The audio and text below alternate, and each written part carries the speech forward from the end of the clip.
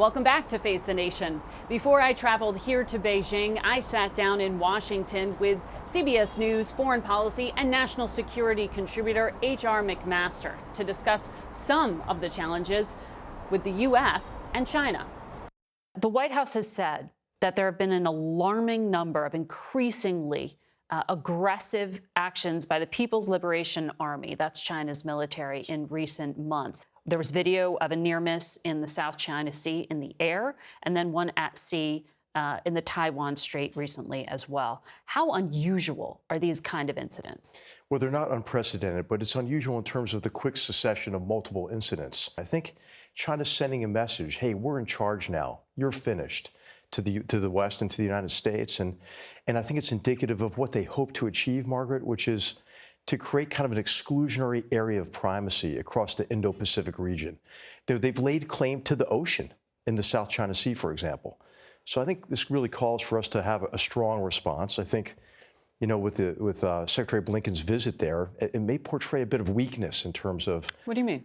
Well, I think we've been so anxious to have this discussion with the Chinese, and the Chinese have been really playing hard to get in terms of the discussion. I think what they hope with the optics of this meeting, and I'm sure Secretary Blinken is quite aware of this, is to create a perception that we're going there to pay homage to the Chinese Communist Party, because they want to use that kind of perception of China's strength relative to the United States to bludgeon countries in the region and say, hey, time to bandwagon with us. This is our era, what they call the new era of international relations.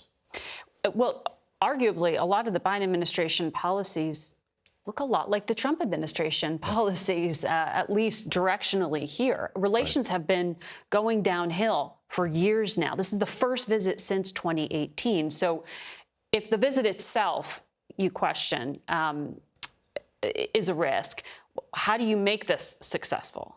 Well, I think it's okay to talk, right? Diplomacy is okay. It's just the conditions under which the discussion is conducted and, so what do you mean and by how that? it's portrayed. Location? So I think not necessarily location, but just the atmosphere around it in connection with China really, I think, wanting to try to get some concessions in exchange for just the privilege of talking with them. And this might have to do with some policy decisions about whether or not to restrict or ask allies to restrict chip sales, for example, to Chinese industries. But I think what's really important to note is that China has not come off the path of aggression. You mentioned the People's Liberation Army aggression, but a broad range of economic aggression that China's engaged in. And so I think it's important just to stick to our guns on this, and it's important to have diplomacy with China, but let's have also diplomacy with countries that might be sitting on the fence to say, hey, your choice really at this moment is not between Washington and Beijing, it's between sovereignty and servitude. So one of Secretary Blinken's stated goals is to help open up these lines of communication between the militaries. You can't oppose that. You must want that. No, I think it's important to have those kind of confidence-building measures, ways to deconflict, but it takes two parties to do it. Right. One of the obstacles to this is the Chinese Communist Party is so centralized in terms of the power of Xi Jinping that he's unwilling to decentralize communications to anybody else at many times. When you meet with Chinese Communist Party officials, Margaret, it's typically they're reading off 5x8 cards. I mean, you try to, tell a few jokes, right? Make a personal connection. It's really hard to do. So when we recently spoke with Bob Gates, the former CIA director and defense secretary, he said, even in the worst days of the Cold War, there was at least a way for the United States and Soviet Union to have communications about these kind of military incidents to avoid escalation. That framework does not exist today with China. It doesn't one have to be created, or do you think that ambiguity or that risk is a choice? We ought to always say, hey, the door's open for that kind of communication. But I think it's up to the Chinese Communist Party. It takes two to be willing to have that line open. The CCP's become very aggressive, not only against the United States, but a broad range of nations, and not even to mention, short of military aggression. How about cyber attacks? How about campaigns of economic aggression against Australia and Lithuania and others? So I think it's important to look at the behavior of the party, because they talk a great game, right? A new era of great power relationship, a community of common destiny for all mankind. Now, that sounds like a great program, right? I mean, that's not what I would want to sign up for, though, with the Chinese Communist Party in charge. So recently it was publicly disclosed that China has set up and rebuilt part of its listening facilities that are located in nearby Cuba. Right. Secretary Blinken acknowledged that this week. Yeah.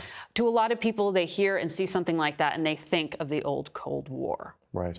How different is this model? It's worse. It's worse because it's a more difficult problem set because of the way that our economies have become interconnected, in large measure based on these flawed assumptions about the nature of the relationship and especially the intentions of the Chinese Communist Party. That's what we got wrong. Mm-hmm. We thought that we could determine the behavior of the party by the way we engage them. But hey, guess what? I mean, the Chinese Communist Party leadership had aspirations that went far beyond anything in reaction to what we do. And China really does want to establish itself, as it sees it, at the center. What are the key phrases, the key things you were looking for and watching for out of this meeting? I think competition and a recognition on our part that the Chinese Communist Party has to change its behavior for there to be a better relationship. There's always an impulse in diplomacy to think that a better relationship is an end in and of itself. Mm-hmm. But actually, if the perception is that we're going to make concession after concession just for a better relationship, I mean, the outcome could be something that appears like a diplomatic achievement, but it could be a political disaster. We'll be right back.